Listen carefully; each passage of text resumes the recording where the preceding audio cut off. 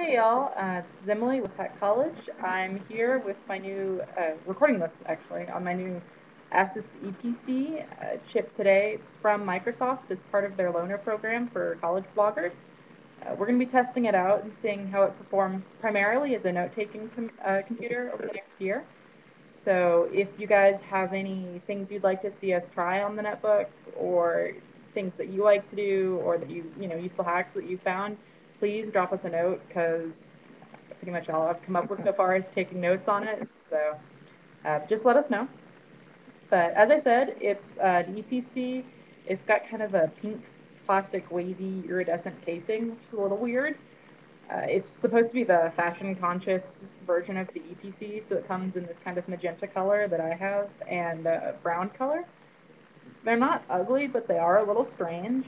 Um, so personal preference. The thing retails for $500. It's got 320 gigs of internal storage, and this particular version comes with 500 gigs of online storage through ASUS, the people who make the machine. So that's cool. It's got a 10-inch monitor, weighs less than 3 pounds. It's got a 6-hour battery. So nice little machine. I've enjoyed it so far. Installing things on it was easy, though it did do the same Windows 7 kind of thing or Windows kind of thing that Windows tends to do, where it warns me every 30 seconds that things I'm doing may be putting my life at risk.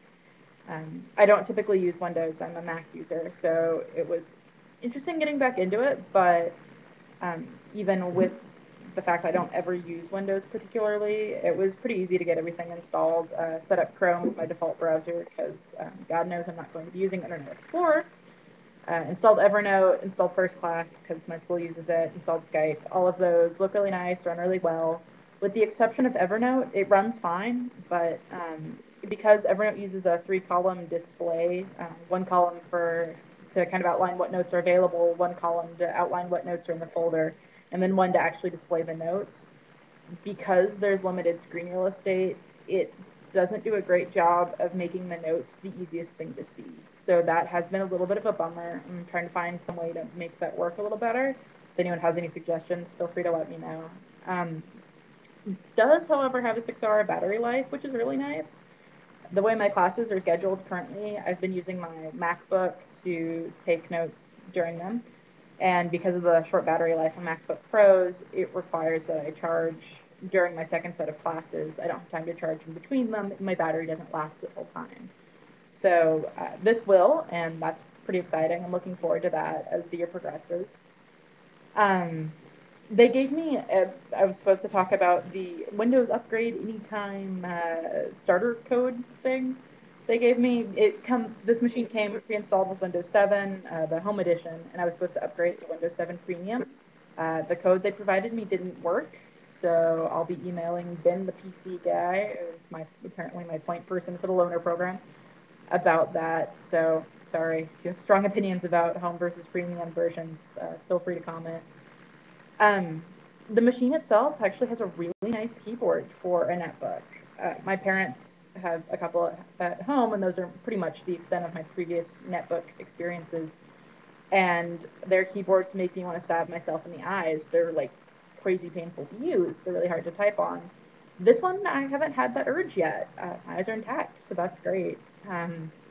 It's supposed to be, I think they said 92%.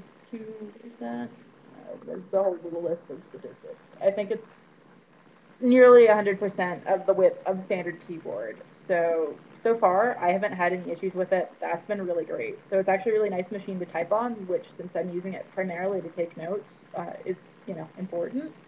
So something to consider if you're shopping around for netbooks. I really like the webcam on this. It's 1.3 megapixels. It makes me look slightly less washed out than I look on my MacBook, which is nice, even though it's not true. I'm ungodly pale. But the microphone is a little soft. This is the second version of the video I've recorded, so hopefully it's a little louder on this one. But the first time I recorded this, you could barely hear me, and it was not much further from my face than the PC is now. So that's like a foot, maybe. So that's a little bit of a bummer. If you're a huge Skyper, something to definitely check out before you by a machine if you're looking at this one. The the trackpad on the machine has pinch to zoom, and you can rotate and you can scroll with 2 fingers, just like on a Mac, and possibly on other machines, I'm not sure. And you can tap to click, which is nice. It doesn't have the 4 finger swipe, which is my favorite shortcut ever, so I'm a little bummed about that. But I also only have like 6 programs installed in this machine, so it's not a huge deal. But so far, that seems to work fine. Really nice, sensitive trackpad. Um, it charges really quickly. It took me about half an hour to get everything set up when I got it out of the box this morning, so actually pretty quick to set up. But it shipped uncharged, so I was charging it while I was setting everything up, and within that half hour, it was about half charged by the end of it, so that was really nice. Um, oh, my biggest issue with this, aside from the Evernote thing, is the video camera on light, the thing at the top that indicates that you're being recorded, is really small. So if you weren't paying close attention, it's possible you could not notice it's on, and that's a little creepy. So, like, there's clearly space for them to have put a bigger light. I don't know why they didn't. But yeah, it's pretty much all I've got about the machine right now. I'm going to put up some pictures in the actual post. We're going to be using it over the next year, so please send us suggestions for what you would like to see us try on it, for what you want to know if it does or doesn't do, things that I didn't mention, whatever. Please feel free to comment or ask us questions on the HackCollege Twitter account. So yeah, thanks for listening.